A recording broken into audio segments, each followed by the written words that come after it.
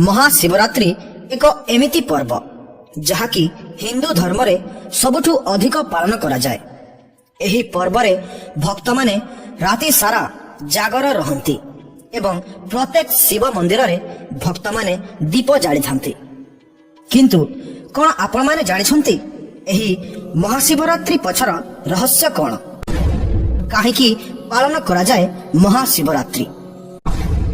प्रकृत रे महाशिवरात्रि दिन कौन घटिथिला? आसंतु जानिबा संपूर्ण सत्यतार कहानी। फाल्गुन मासर कृष्ण पक्ष चतुर्दशी तिथि रे पालन करा जाए महाशिवरात्रि।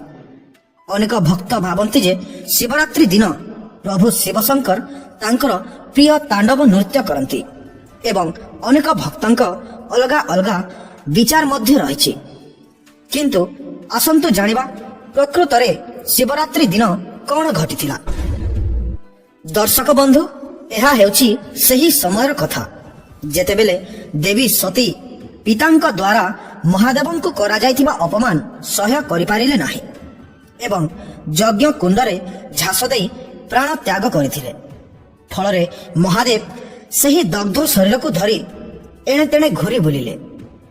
महादेव निजर संतुलन हराई बसिथिले। विष्णुंक द्वारा सतींक दग्ध शरीर को खंड विखंडित करबा परे मध्य महादेव कैलाश पर्वत को छाड़ी एणे तेणे बोलुथिले। महादेवंक एपरी अवस्था देखि तारकासुर नामक एक राक्षस ब्रह्मांक तपस्या करबाकू लागिला एवं ब्रह्मांक ठारू बर मागिनेला जे तार मृत्यु केवल महादेवंक पुत्र द्वारा ही संभव। जेहेतु सतींक मृत्यु परे महादेवंक अवस्था ठीक नथिला, से भाविला महादेवंक संतान प्राप्त असंभव एवं से निजकू निजे अमर भाविला। समग्र विश्व रे तार आतंक बढ़िबारे लागिला।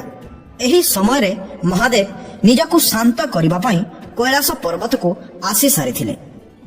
सेही कैलाश पर्वत रे राजा हिमवंत तांकर पत्नी मेनावतींक सहित रहउथिले।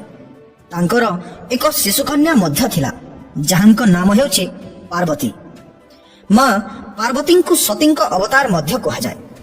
मां पार्वती बाल्य कालरु ही महादेवंक भक्ति करुथिले, सबुबेले महादेवंकु जप करुथिले। तांकरी जपरे समग्र कैलाश पर्वत कंपी उठुथिला। महादेव मध्य तांक भक्ति रे संतुष्ट थिले। पार्वतींक महादेवंक प्रति भक्ति भाव देखि समस्त देवता गंधर्व खुशी थिले। मां पार्वतींक भक्ति एतिकी रे सीमित नथिला। से तांकर घर द्वार छाड़ी एक जोगिनी हेबार निष्पत्ति नेले एवं कैलाश पर्वत उपर को आसी महादेवंक सदृश ध्यान करिबाकू लागिले। दिने महादेव एक साधुंक रूप धारण करी पार्वतींक निकटरे पहुंचिले एवं महादेवंक विरुद्ध रे कहिबाकू लागिले। किंतु महादेवंक विरुद्ध रे पार्वती टिके हेले सुनी पारिले नाही ओ ब्राह्मण देवंको चुप कराई देले।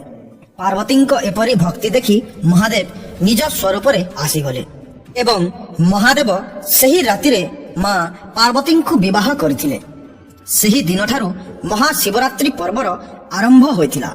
परे परे महादेवंक बड़ पुओ कार्तिकंक हाथरू तारकासुर प्राण गला। मां पार्वती अनेक तप बड़रे एही दिन महादेवंकु पाइथिले। सेथि पई कहंती एही दिन उजागर रहिले प्राणीर सबु मनस्कामना पूर्ण होइथाय। झियो माने मध्य तांक पई उचित बर अभिलाषे एही दिन शिव पार्वतींकर पूजा अर्चना करिथांती। तो दर्शक बंधु, एहा थिला महादेवंक महाशिवरात्रि विषयर संपूर्ण कथा।